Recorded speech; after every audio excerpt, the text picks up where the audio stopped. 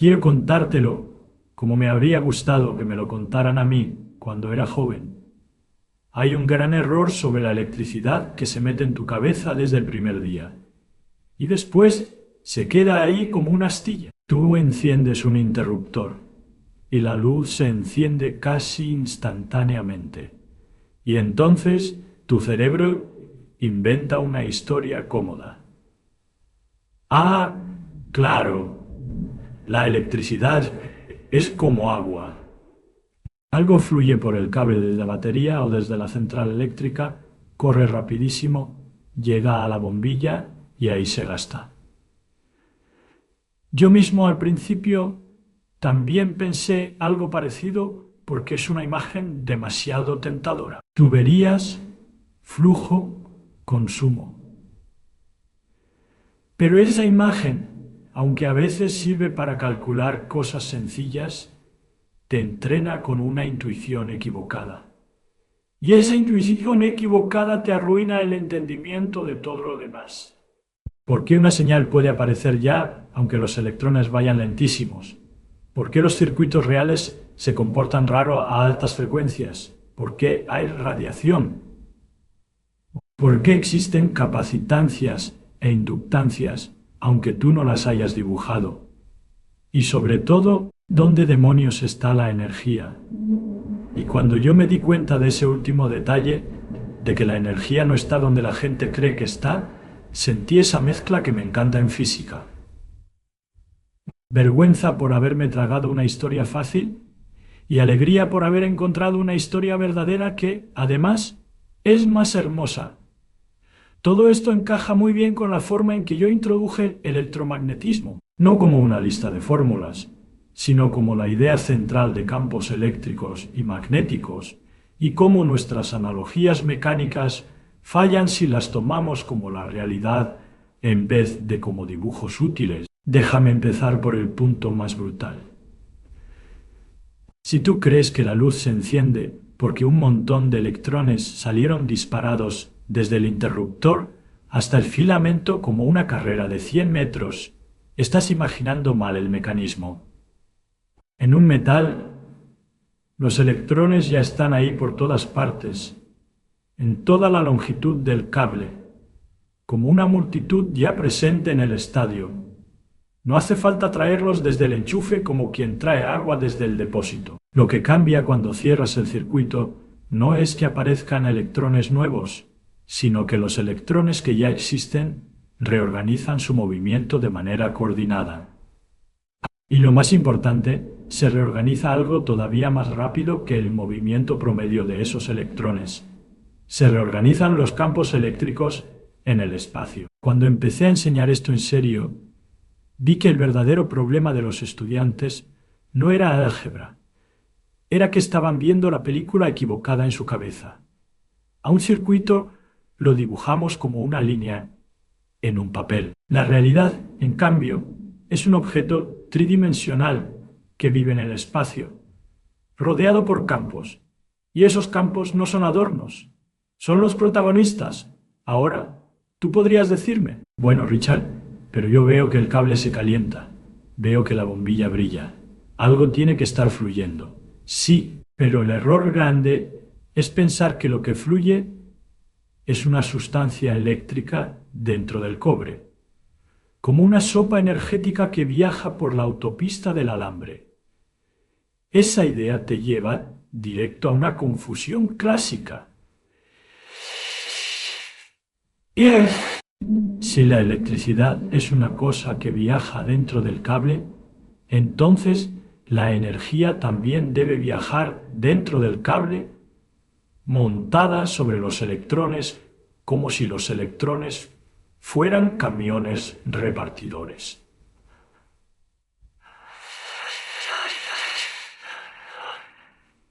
Y entonces aparece una pregunta que destruye esa historia. ¿A qué velocidad van esos electrones? Porque si tú tienes un cable largo y una lámpara a varios metros, y la lámpara responde sin esperar minutos, uno imagina velocidades enormes. Pero en un conductor, en condiciones normales, la velocidad de deriva, el avance promedio, neto de los electrones es lenta, ridículamente... Eso no es un detalle pequeño. Eso no es un detalle pequeño. Es el cuchillo que corta el modelo tubería de agua. Si los electrones avanzan a paso de tortuga, ¿cómo se entera la bombilla enseguida de que tú cerraste el interruptor? Si te quedas con la metáfora del agua, no tienes salida. Si abrazas el cuadro de campos, todo empieza a respirar. Aquí viene el punto donde, durante años, mi intuición fallaba. Yo quería una historia mecánica, como engranajes, resortes, aire empujando aire. Quería saber de qué estaba hecho el campo, y ese deseo, que es muy humano, puede convertirse en una trampa. Porque en electromagnetismo, la idea de campo no es una simple forma de hablar. Es un objeto físico en el sentido preciso de que puede almacenar energía, puede transportar energía, tiene una densidad de energía, tiene momentum y obedece leyes locales. Y sin embargo, no es una sustancia que puedas meter en una botella.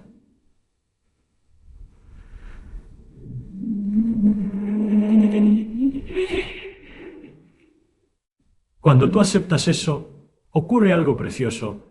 Ya no necesitas imaginar electrones como mensajeros, llevando paquetes. Puedes imaginar el circuito como una cosa que reconfigura el espacio alrededor de sí, estableciendo un patrón de campo eléctrico y magnético que guía la energía desde la fuente hasta donde se disipa. Dicho de manera cruda, el cable no es principalmente un tubo por donde pasa energía. El cable es una guía, un conjunto de condiciones de frontera que obliga a los campos a adoptar cierta forma. Te lo cuento como un experimento mental que yo mismo me hacía para castigarme. Imagina que te encoges y te quedas flotando justo afuera del cobre, pegadito a la superficie del alambre, en el instante exacto en que cierro el interruptor. Si tú estuvieras esperando ver un torrente de electrones pasando como balas, te decepcionarías.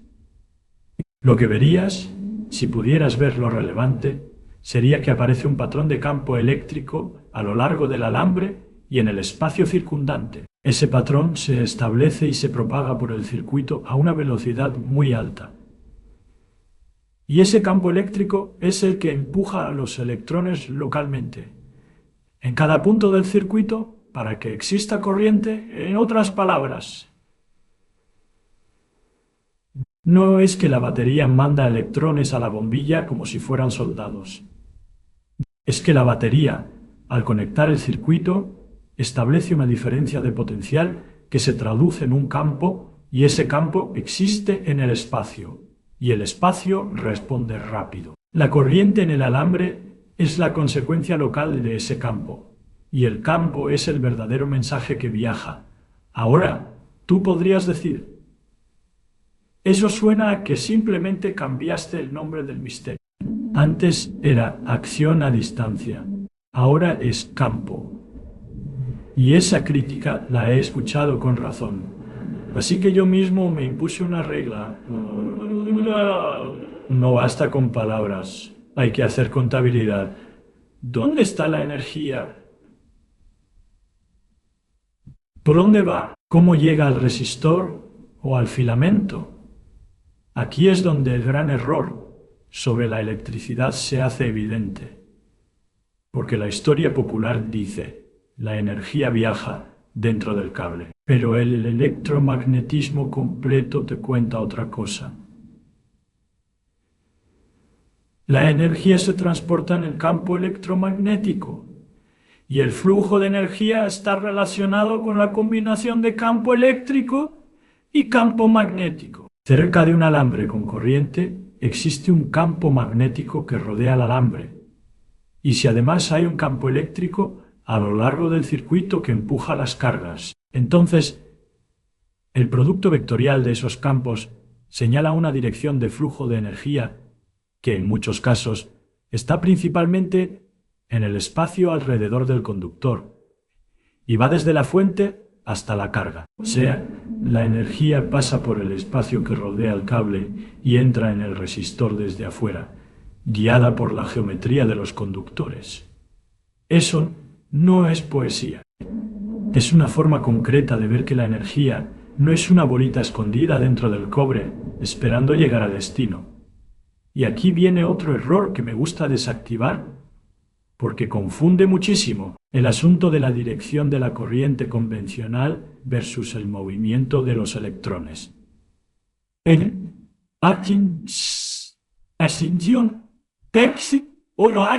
A veces la gente descubre que en metales los electrones se mueven en sentido opuesto al que se dibuja la corriente en los libros y sienten que los han engañado. No hay engaño. Es una convención histórica útil. La corriente se define como flujo de carga positiva y en un metal la carga móvil es negativa. Así que el movimiento real de los electrones es en dirección opuesta. Pero si tú ya estás atrapado en la metáfora de algo viaja por el cable, ahora tienes dos flechas opuestas en la cabeza y empiezas a pensar que el misterio está ahí.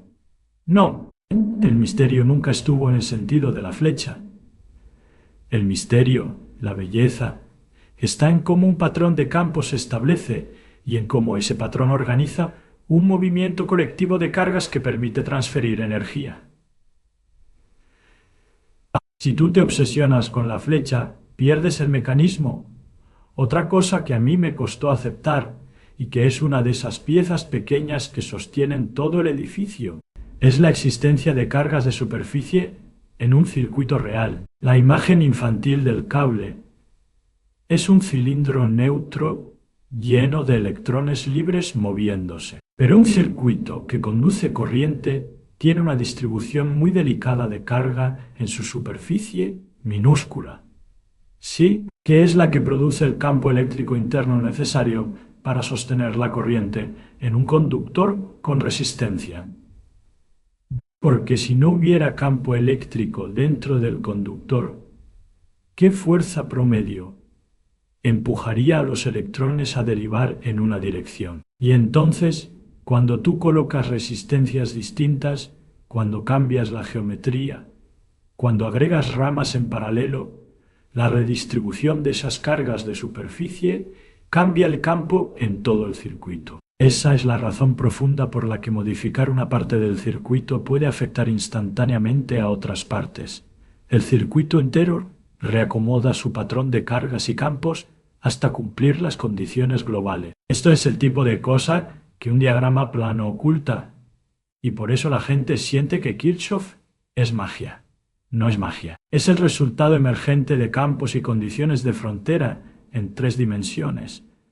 En este punto de mi propia historia, yo tuve una especie de giro mental.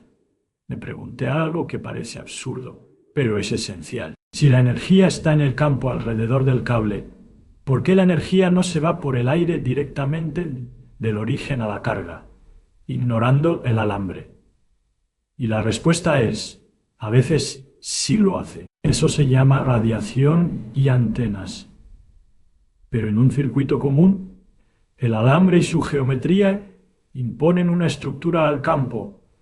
El alambre actúa como una guía que confina y dirige el flujo de energía. De pronto, un circuito se parece más a un sistema de guía de ondas que a una tubería de agua. Y ahí es donde se vuelve obvio por qué la separación física de los cables importa, por qué el retorno importa, por qué un circuito no es solo una línea. Es un objeto que vive en el espacio. Si tú acercas 2 conductores, cambias el campo entre ellos, cambias la energía almacenada, cambias capacitancias e inductancias parásitas. Eso explica fenómenos reales que en la metáfora del agua no tienen lugar donde existir. Y entonces, por fin, llegué al golpe. El gran error sobre la electricidad es tratarla como una cosa que se mueve, en vez de como una interacción organizada entre cargas y campos. La palabra electricidad en el lenguaje cotidiano es una especie de maleta en la que metemos demasiadas cosas distintas: carga, corriente, voltaje, energía, potencia, señal. Y por eso la gente se confunde. Creen que todo es lo mismo. La corrección que a mí me salvó fue separar con claridad. Las cargas se mueven, los campos se establecen y se propagan, y la energía se transfiere mediante los campos, mientras el alambre proporciona las condiciones para que ese patrón sea el que corresponde al circuito. Si lo dices así, de repente la instantaneidad deja de ser misteriosa y la lentitud de la deriva electrónica deja de ser un problema. El interruptor no está enviando electrones veloces como mensajero. Está reorganizando el campo que empuja y coordina a los electrones que ya estaban allí. Y esa reorganización viaja como una perturbación electromagnética por todo el sistema. Recuerdo con nitidez la sensación emocional de cuando esto finalmente encajó para mí. Primero fue frustración, porque me di cuenta de que mi metáfora favorita era una mentira útil. Luego fue alegría, porque el reemplazo no era un conjunto de frases vacías, sino una imagen más rica. Un circuito como una máquina que moldea el campo en el espacio. Y eso tiene una consecuencia filosófica que me importa. Muchas veces creemos entender algo porque tenemos una historia simple, pero esa historia simple es solo una muleta.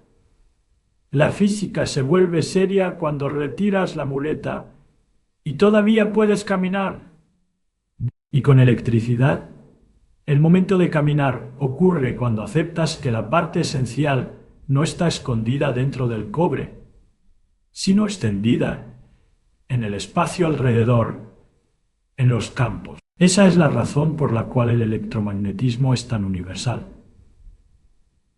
La misma estructura que enciende tu lámpara es la estructura que permite que exista la luz misma como onda electromagnética. No es que haya electricidad doméstica y luz como cosas distintas. Son expresiones de una misma teoría.